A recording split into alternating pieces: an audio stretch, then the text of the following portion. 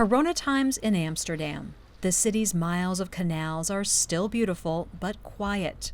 Popular squares like the normally bustling Rembrandtplein deserted, and the city's museums, more than 140 in all, closed because of COVID, including the world-famous Van Gogh Museum.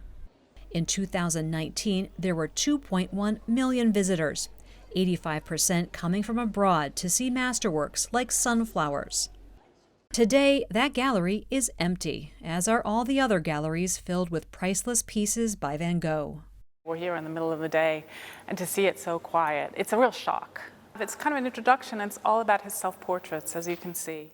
Emily Gordon-Kerr had been the Van Gogh Museum's new general director for just 6 weeks when COVID hit. Normally, we would have generated about 4.1 million a month in ticket sales, and that went to nothing. So we really had to move fast. So we canceled building projects, we looked at our exhibition program, we looked at ongoing temporary contracts that we had with personnel, and really cut it down to an absolute minimum. 3 separate government-mandated lockdowns forced museums in the Netherlands to close for a total of 110 days last year, and for all of this year so far.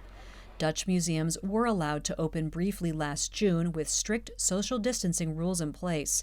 It's one thing for a museum like the Van Gogh to enforce safe distances in its large galleries.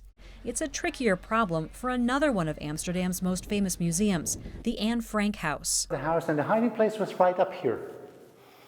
NewsHour toured the museum with executive director Ronald Leopold. This is where 13-year-old Anne, her family, and 4 others, all Jewish, hid from the Nazis during World War II. The house is a maze of narrow staircases and small rooms. So this is Anne's room. This is where she was in hiding. The room where Anne slept is less than 7 feet wide. There was a small table right there where she sat and wrote in a diary. It's, as you can see, it's a small room.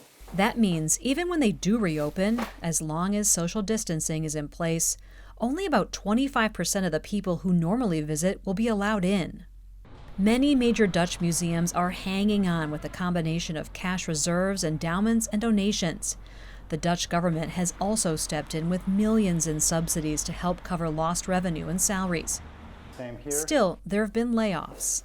I'm very happy about the way the government is supporting us in these times. It's just not enough.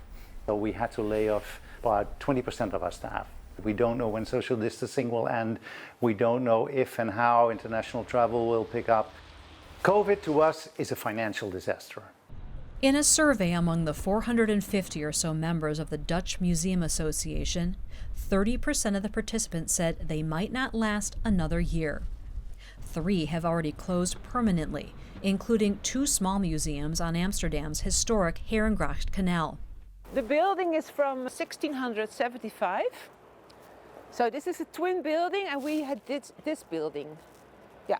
For 5 years, the Dutch Costume Museum was a labor of love for Jolanda Vandenberg. She poured thousands of dollars into renovating and decorating the 17th century canal house and was looking at 2020 being a banner year.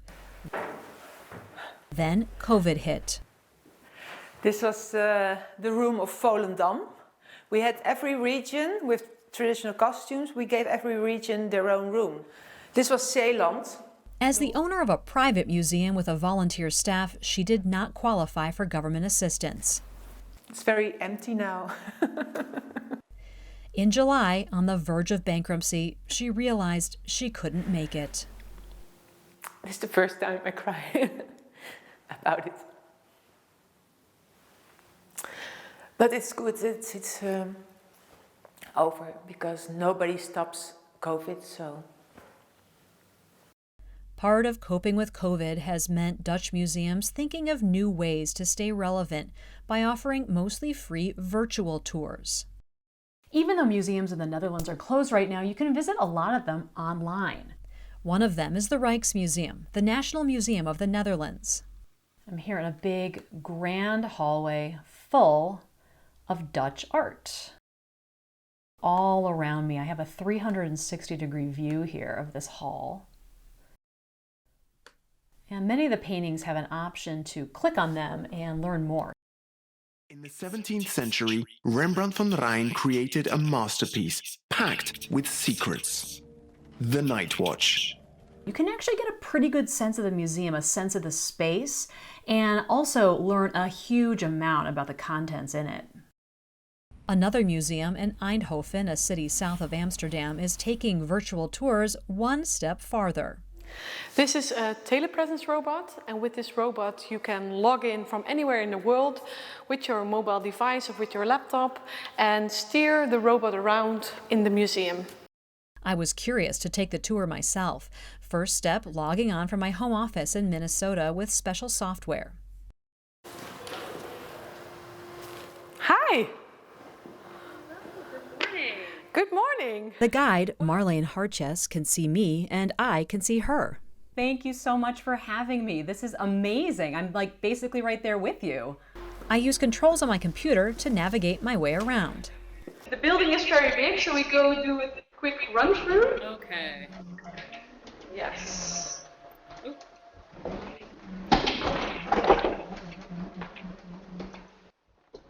So look at this painting. What do you see? What do I see? I think I see a woman. What makes you say it's a woman? Maybe the hair, maybe the face? Yeah. This is a famous work by Pablo Picasso. Its work is called Femme en Verre. When did Picasso paint this? This is an artwork from 1909. So we're going to go that way. Harches says the robot was originally introduced in Yes. 2015 to help give people with disabilities virtual access to the museum's collection of contemporary art. But it's gotten more traction because of COVID. This is pretty unique. Yeah, it's still pretty unique, and we're still the only ones in Europe. And I got like phone calls every week. Ask me questions on how does it work, what do you need, what does a museum need to use it. I find it's quite a funny story, and also The Van Abbe Museum charges about $16 for an individual robot tour and about $50 for a group tour with a guide. But it's more of a public service than a moneymaker. And while Harches is glad she's been able to continue giving tours with the robot, she's hoping the day the museum reopens and live visitors will come very soon.